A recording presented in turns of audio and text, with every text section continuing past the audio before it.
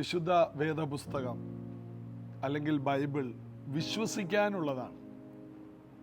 ഇത് വെറുതെ വായിക്കാനുള്ളതല്ല, Bible പഠിക്കാനുള്ളതല്ല, research നടത്താനുള്ളതല്ല. എന്ത് ചെയ്താലും ഇതിൽ നിന്ന് നമുക്ക് ലഭിക്കേണ്ടത് വിശ്വാസമായിരിക്കണം.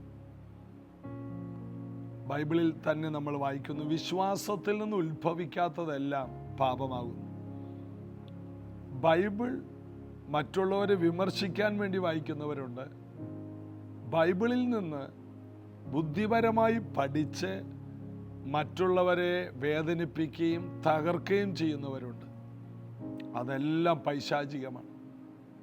ദൈവികമല്ലാത്ത കാര്യങ്ങൾക്ക് ബൈബിൾ ഉപയോഗിക്കാൻ കഴിയും. എന്നാൽ ബൈബിളിലെ ഓരോ വാക്യങ്ങളിലും ജീവനുണ്ട്. അതാണ് എല്ലാ തിരുവെഴുത്തും ദൈവത്തിൻ്റെ ശ്വാസമാണ് എന്ന് നമ്മൾ വായിക്കുന്നു. എല്ലാ വചനത്തിലും ദൈവത്തിൻ്റെ ജീവനുണ്ട്. കാരണം പരിശുദ്ധാത്മാവ് എഴുതിയതാണ്. അതുകൊണ്ട് ബൈബിൾ വായിക്കുന്ന വ്യക്തിക്ക് ജീവനും സമൃദ്ധിയായ ജീവനും ഉണ്ടാകും. വെറുതെ വായിക്കുക. നിങ്ങൾ എവിടെയെങ്കിലും പോകുന്നതിന് മുമ്പ് കുറച്ച് അധ്യായങ്ങൾ വായിച്ചിട്ട് പോവുക. അന്നത്തെ ദിവസം ഭയങ്കര ധൈര്യവും വലിയ വിശ്വാസവും നിങ്ങളിലുണ്ടാകും. നിങ്ങൾ പറയുന്ന വാക്കുകൾ വ്യത്യസ്തമായിരിക്കും. നിങ്ങളുടെ ചിന്താഗതി വേറെയായിരിക്കും. യോശുവോട് പറഞ്ഞു, രാവും പകലും ഈ തിരുവെഴുത്തിനെ ധ്യാനിക്കണം. ഈ ന്യായപ്രമാണ പുസ്തകത്തിലുള്ളത് നിന്റെ വായിൽ നിന്ന് നീങ്ങിപ്പോകരുത്. വായിച്ചാലേ ചിന്തിക്കാൻ പറ്റും, ചിന്തിച്ചാലേ നമ്മുടെ വായിൽ അത് വരും. വായിച്ച് ചിന്തിച്ചുകൊണ്ട് നടക്കുന്നവർക്ക് വാ തുറക്കുമ്പോൾ വായിൽ ദൈവവചനത്തിലെ വിശ്വാസമുണ്ടാകും. അതുകൊണ്ട് ഈ വചനത്തെ നിങ്ങൾ വിശ്വസിക്കാൻ വേണ്ടി മാത്രം വായിക്കുക. എൻ്റെ നീതിമാൻ വിശ്വാസത്താൽ ജീവിക്കും എന്ന് നമ്മൾ വായിക്കും. നമുക്ക് ദൈവവചനത്തിൽ പറയുന്ന എല്ലാ സത്യങ്ങളെയും ഉൾക്കൊണ്ട് അത്ഭുതകരമായ ഒരു ജീവിതം നയിപ്പാൻ ഇന്നു മുതൽ യേശു കർത്താവ് നിങ്ങളെയും എന്നെയും സഹായിക്കട്ടെ. ചേർന്ന് നമുക്ക് യേശുവിനെ പാടി ആരാധിക്കാം. വിശ്വസ്തനായിടുവാൻ നിൻ കരങ്ങളിൽ നൽകിയിടുന്നു. നിൻ ഹിതം ചെയ്തിടുവാൻ അഗ്നിയാൽ എന്നെ നിറച്ചിടുക.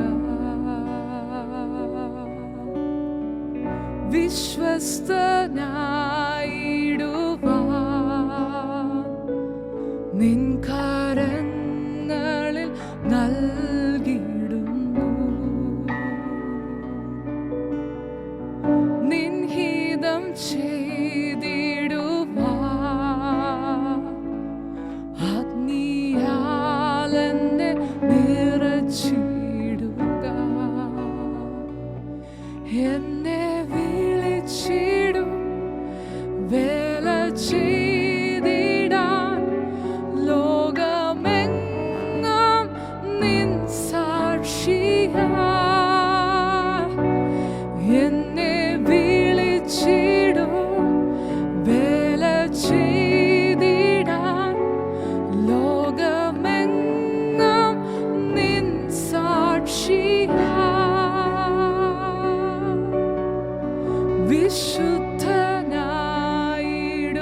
വിശുദ്ധനായിടുവാൻ തിരുതേജസ്സാൽ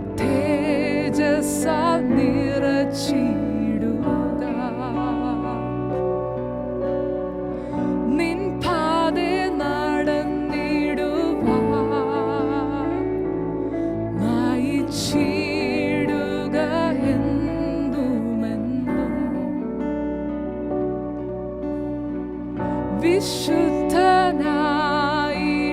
വിശുദ്ധനായിടുവാൻ തിരുതേജസ്സാൽ നിറച്ചിടുക. നിൻ പാതേ നടന്നിടുവാൻ നയിച്ചിടുക എന്തുമെന്നും.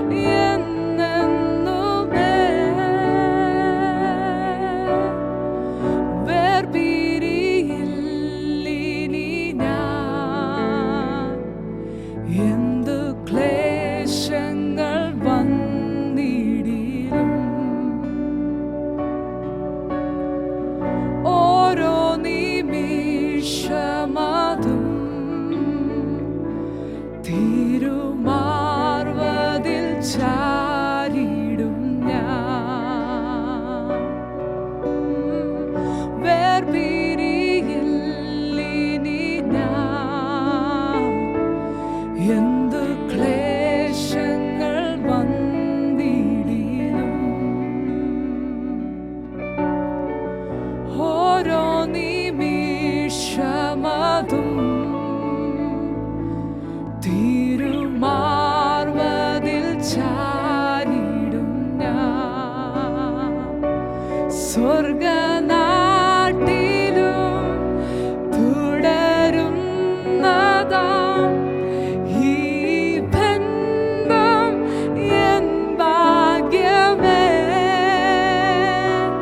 സ്വർഗനാട്ടിലും തുടരുന്നതാം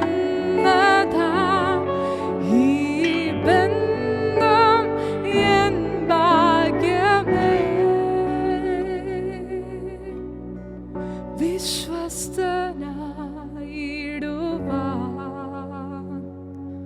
നിൻ കരങ്ങളിൽ നൽകിടുന്നു.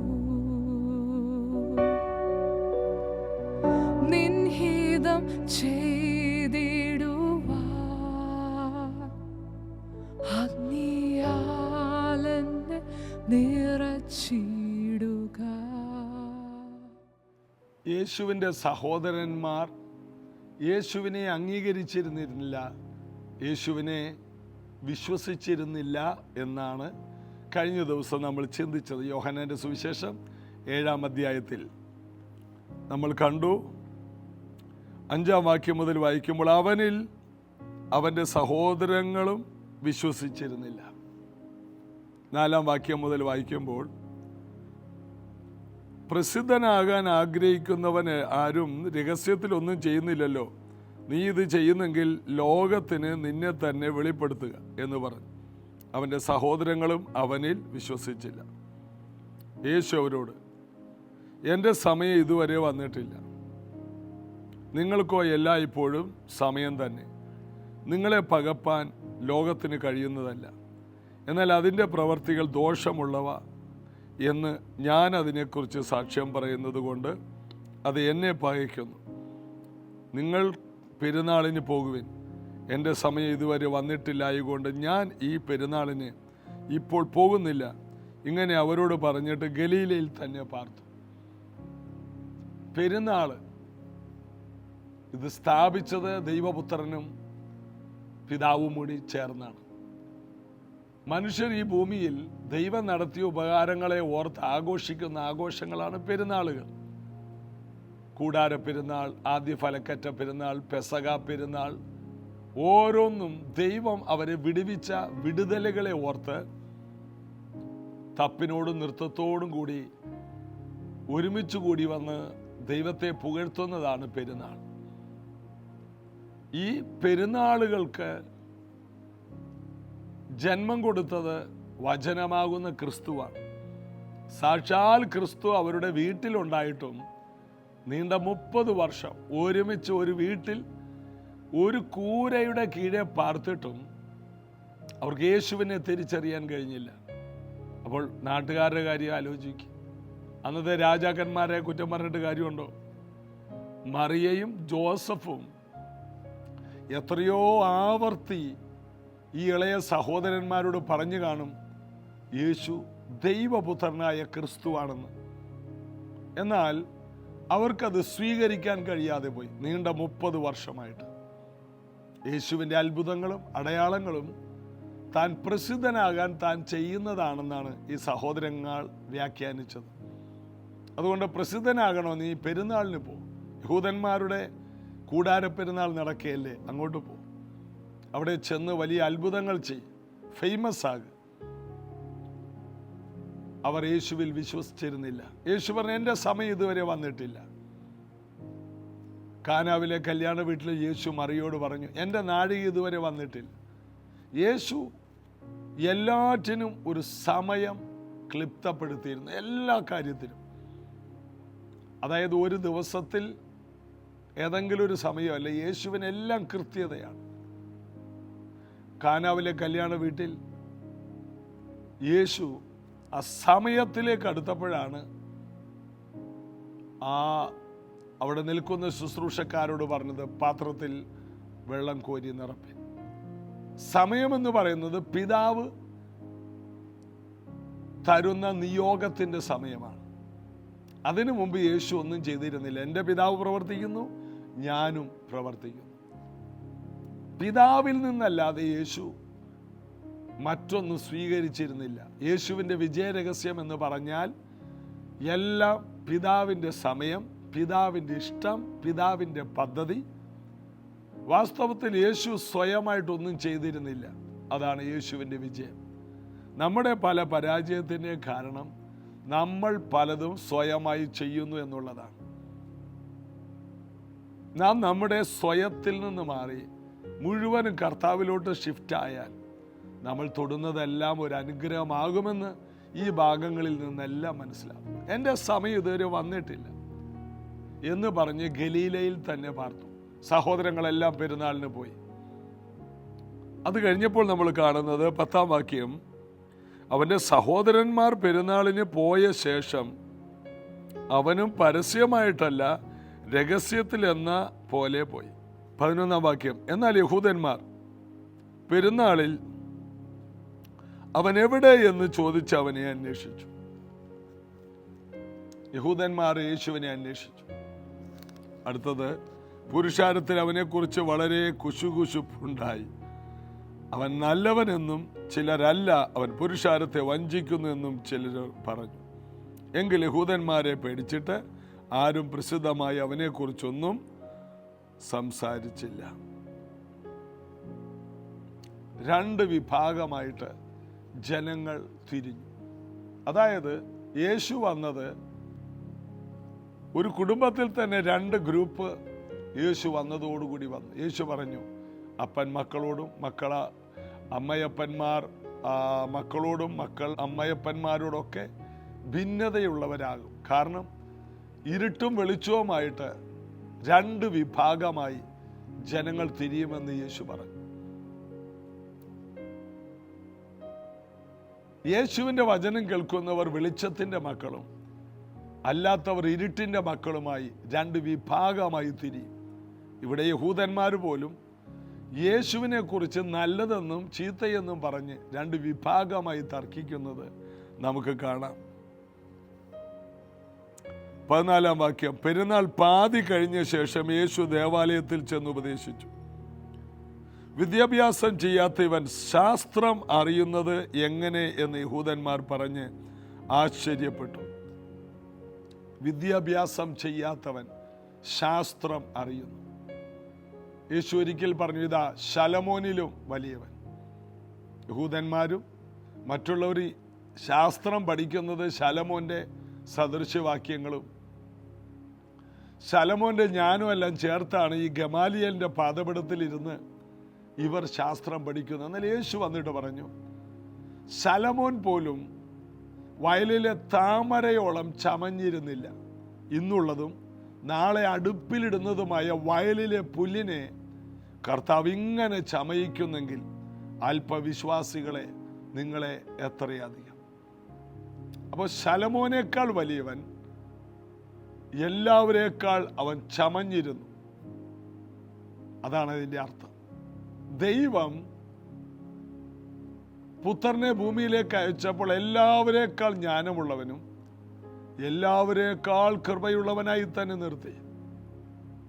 തൻ്റെ ദൈവത്വം മാറ്റിവെച്ച് മനുഷ്യത്വം എടുത്ത് ഭൂമിയിലോട്ട് വന്നിട്ടും യേശു ഭൂമിയിലുള്ള സകല മനുഷ്യരെക്കാൾ ഉന്നതനായിരുന്നു ജ്ഞാനത്തിൻ്റെ കാര്യത്തിൽ.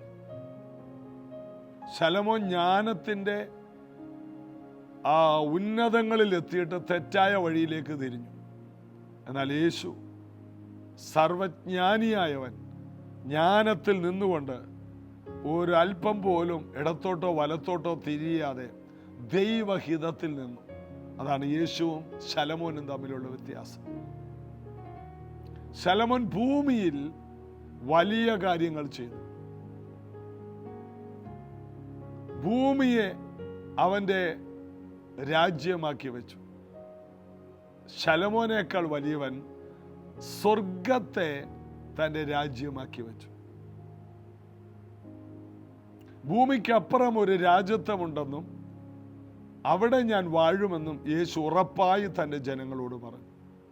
ശലോമോൻ ദൈവത്തെ മറന്നുകൊണ്ട് തൻ്റെ രാജ്യത്വത്തിൽ മയങ്ങി. യേശുവോ ഓരോ ദിവസവും സ്വർഗസ്ഥനായ പിതാവിൻ്റെ അല്ലെങ്കിൽ രാജാതി രാജാവിൻ്റെ തിരിഹിതത്തിനൊത്തവണ്ണം മുന്നോട്ട് ചുവടുകൾ വെച്ചു. ജീവിതത്തിൻ്റെ ഏറ്റവും വലിയ വിജയം ദൈവത്തിൽ ആശ്രയിക്കുന്നതും ചെറുതും വലുതുമായ വിഷയങ്ങളിൽ സമ്പൂർണമായി ദൈവത്തോട് പറ്റി നിൽക്കുന്നതുമാണ്. 91 സങ്കീർത്തനം 14 പോലെ അവൻ എന്നോട് പറ്റിയിരുന്നാൽ ഞാൻ അവനെ വിടുവിക്കും. പറ്റിയിരിക്കുന്ന ഒരു ജീവിതം, പിതാവിനോട് ചേർന്നിരിക്കുന്ന ഒരു ജീവിതം, അതായിരുന്നു യേശുവിൻ്റെ ഏറ്റവും വലിയ ധൈര്യം. അതുകൊണ്ട് യേശു പറഞ്ഞു, ഇതാ ശലോമോനേക്കാൾ വലിയവൻ. ജനങ്ങൾ പറഞ്ഞു, ഇവൻ എങ്ങനെ ഇത്രയും ശാസ്ത്രമൊന്നും പഠിച്ചിട്ടില്ല, എന്നാൽ എവിടെ നിന്നാണ് ഇവൻ ഇത്രയും അറിവ്? അതാണ് നമ്മൾ അവിടെ വായിച്ചത്. വിദ്യാഭ്യാസം ചെയ്യാത്ത ഇവൻ ശാസ്ത്രം അറിയുന്നത് എങ്ങനെ?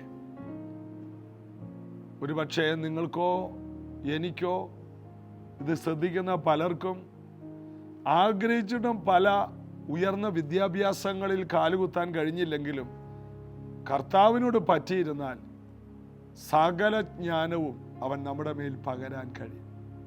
അവന് നമുക്ക് പകർന്നു നൽകാൻ കഴിയും. ഇവിടെ നമ്മൾ അപ്പോസ്തല പ്രവൃത്തിയിൽ കാണുന്നത് 4-ാം അധ്യായത്തിലേക്ക് തിരിയുമ്പോഴും അവിടെയും അതേ കാര്യം തന്നെ. മഹാപുരോഹിതന്മാരും ശാസ്ത്രിമാരെല്ലാം അതിശയത്തോടെ പറയുന്ന ഒരു കാര്യമുണ്ട്. അതായത് ഇവരെ പിടിച്ച് അധികാരികളുടെ മുമ്പിൽ നിർത്തിയ സമയത്ത് 4:13 അവർ പത്രോസിൻ്റെയും യോഹന്നാൻ്റെയും ധൈര്യം കാണുകയാലും ഇവർ പഠിപ്പില്ലാത്തവരും സാമാന്യരുമായ മനുഷ്യർ എന്ന് ഗ്രഹിക്കാൻ ആശ്ചര്യപ്പെട്ടു. അവർ യേശുവിനോടുകൂടെ ആയിരുന്നവരെന്നും അവർ അറിഞ്ഞു.